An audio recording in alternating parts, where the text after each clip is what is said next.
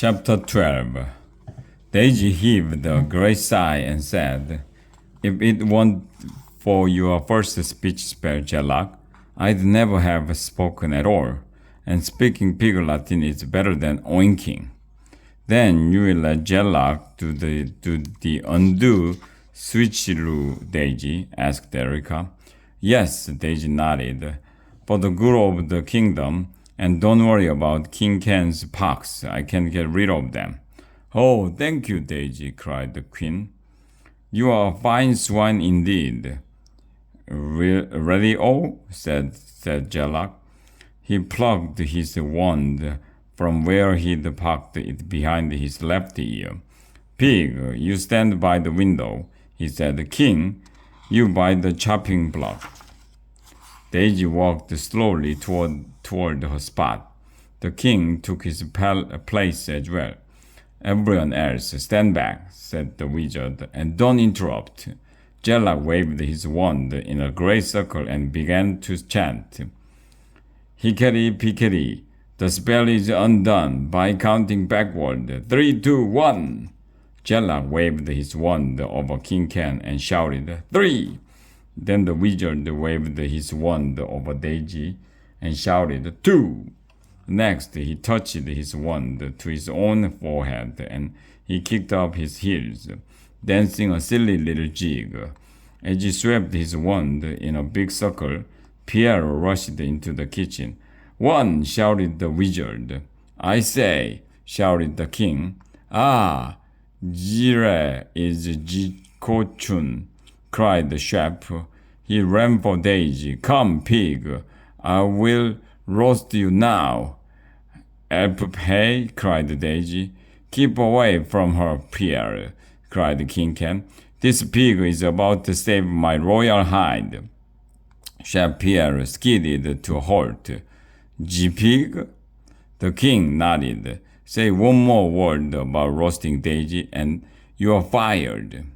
"Oh, did I say roast her?" cried Pierre. No. I mean to say toast her. Tonight we will drink a toast to this beautiful pink pig." "That's more like it," said King Cat. "Ankus thigh, NK," said Daisy. "My undo switcheroo worked like a charm," said Jella. "Now back to my baking." With a flash of light, he vanished. "I'd forgotten how much these pox each." "Well, the king," as he started scratching himself again. "Iglap way?" "Help hey imay?" Daisy asked. Wiglap followed Daisy as she trotted over to the pot. She motioned for him to pick up the leaves scattered around it. "It's the word to blay, Eve slay," she said. She instructed Wiglaf to place the blister word to leaves on the king's skin. He did so. When he peeled them off, the pox had vanished. "Oh!" cried the queen. "Daisy, you have saved the kingdom. We must give you a royal thank you. Would you like a medal with King Ken's picture on it, dear?" "Yai, Yusuke," said Daisy. "Wow, we could declare you Lady Daisy," said the queen. "In effect," Daisy said quietly. Said the queen. "How about coming back to the palace once a year for a day at the royal spa?" Daisy smiled. "Iseye our yai, Majesty may," she said. Then she looked at Pierre and added, "One ix tray." "No tricks," Wiglap translated. "Never err." Chef Pierre bowed to the king and queen.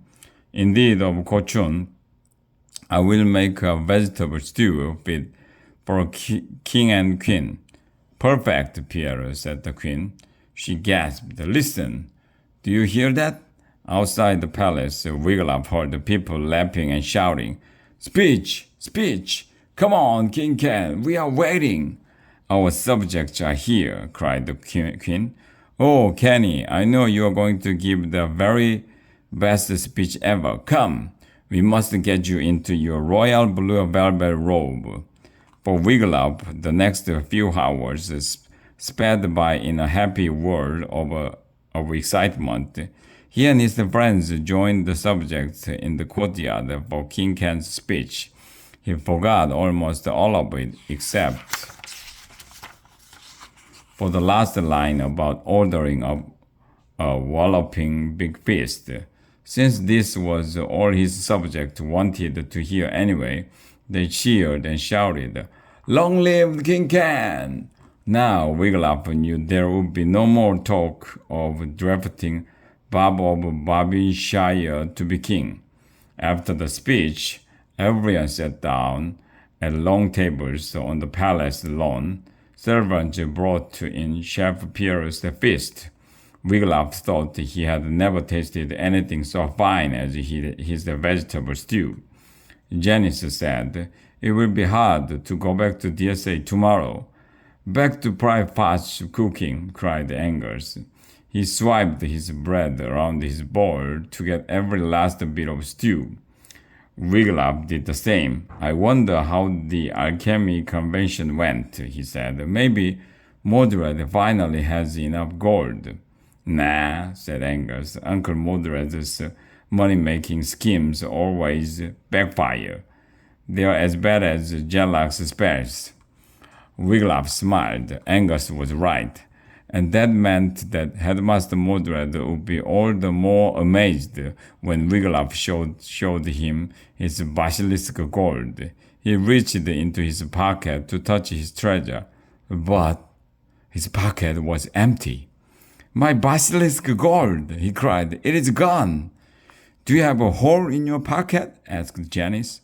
Wiglaf shook his head. "Did you put it away for safekeeping?" asked Erica. "No," Wiglaf said. "Did you spend it?" asked Angus. "No," cried Wiglaf. "But I should have." He hit himself on the forehead.